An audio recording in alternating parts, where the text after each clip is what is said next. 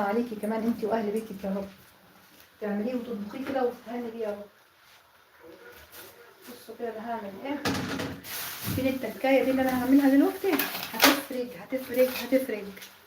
هتفرق كتير.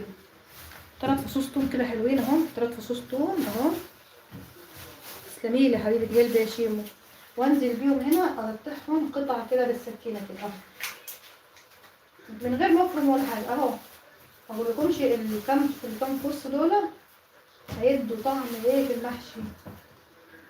احطهم مع اثناء ما اهي، اثناء ما انا بعمل الخلطه دي اهو. ما بقولكمش الطعم هيعمل ايه معاهم، هيفرق جدا. التومتين دول اهو. بصي نقطعهم كده قطع يعني صغيره كده اهو. انا كمان ممكن ابتدي بالاثنين دول بس مش هحط التالت، لان انا عايزه مجرد بس يعني ايه ياخد ريحه الثوم كده، افيح بيه المحشي كده. انا حط كده اهو.